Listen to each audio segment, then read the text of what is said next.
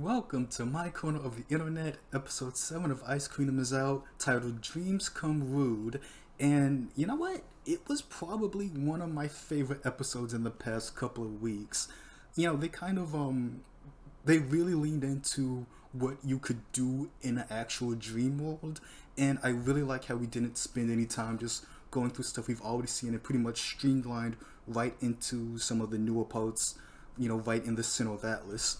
And that's because we've already seen some of our team's plans taking into effect, specifically Yang's, and the idea that changing the dream in a positive way would end up helping them out. And, they do that by saving the train that was coming into Atlas from the White Fang. And while the fight choreography in there wasn't anything crazy, it was still cool because, if you look at something like Yang fighting Weiss in one of the previous episodes, it was a lot slower and stiffer, but here it was very fluid. You got RWBY out there just sniping people. You got Yang just sitting there fighting a dude, and then a bullet just whizzes past her, and then she does a little roundhouse. Like, oh my god, come on! Like, it was so cool. So good on Yang for making a plan that actually works, and it was a nice little heartfelt moment of them all kind of believing in Weiss, hoping that she would open the gates to Atlas or more, kind of open her heart a little bit and to let them in. So it was pretty cool seeing that. So as for Jaune, when he comes in, he's just not having a good time, which is pretty par for the course for Jaune in Volume 1. And he has this like huge guts Buster Blade looking sword, which he just can't use at all, which again shows that Weiss thinks he's useless and bad in a fight. But looking at the sword, it kind of looks like an old relic, almost like an ancient weapon, which could go back to his weapon and gear and equipment just being hand-me-downs from his family. But I don't know if Weiss would know that at this point, so it could just be a nod to that without them explicitly saying it. And we can still see the strategy start to unfold as Jaune is able to walk around without the nightmare really catching on to him.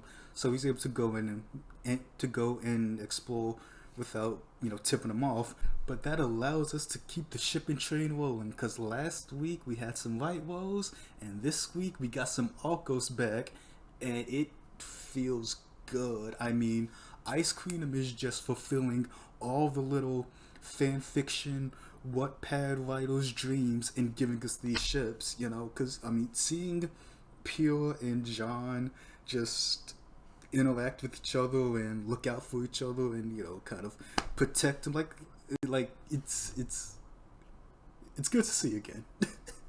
It is really good to see again. And hey, guess what? All of you who were so worried that Jaune might take time away from the main cast, it looks like his part is pretty much done. He's still here, so he'll still help out, but for the most part, it seems like he's done, so don't gotta worry anymore, okay? But Jaune's involvement probably leads to one of the weirdest things we've seen in Ice Queendom so far. An army of loli Weisses just comes bursting out of the Silly's jail and just starts literally terrorizing everything in Atlas, which hilarious, but at the same time it's a bit sad as well, because all of that were desires and wants that she had as a child but were never fulfilled. And they were pretty simple things too, but it just shows you what kind of childhood she had growing up in a strict household and dealing with Jacques from such a young age. But the nightmare starts to get a hold of things again, as a Titan-sized loli Weiss is now a problem we're gonna have to deal with, as well as a giant mechanized version of Nicholas Schnee, because this is a mech show now.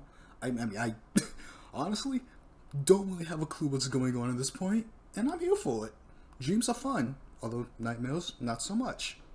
Still cool though. But moving on with the story a little bit, Jaune was able to find another relic inside the Silly's jail, and this time it was colored yellow. But we've already seen what the red one, the white one, and now a yellow one. So they're obviously colored to Team RWBY, and they seem to be in places that Weiss associates with that member of our team. Weiss's, the white one, was in Schneemantle. The red one was on Ruby's bed, where they could have been talking about her actually wanting bunk beds when she grew up.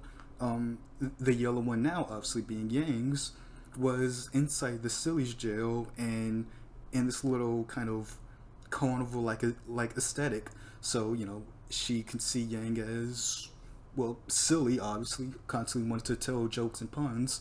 So that kind of fits along with how she views Yang. So I'm expecting us to still find a black relic somewhere. If I had to guess of where that relic could be, I would probably say it's on some place that's similar to where the docks are, since that's where her and Blake, kind of made up, and she was able to fully accept her, well, maybe not fully, but accept her as a faunus, and they were able to squash that. So it's probably either somewhere like that, or maybe somewhere like a library, since she knows Blake likes to read as well. That's pretty much the only place where I could think it could go. But I'm wondering, if we bring all the wrecks together, is that going to save her somehow? Is that going to change the dream somehow? Because through RWBY using colors, we can already see that that the relics are able to shape and change the dream in some way. So I'm wondering, do they all have that power? And bringing them together, is that going to kind of do something to help about or free her, basically? And that's about what I wanted to cover this episode. Well, like I said, it's been one of my favorite for the past couple of weeks. So for next episode, we're probably going to deal with a giant big Nicholas mech. Probably another quick clash with Weiss before they try and lose her to head off to the other grim. Like I said, I still expect them to find Blake's relic somewhere in the nightmare, but we'll have to wait and see. And I'll see you in the next episode. Peace.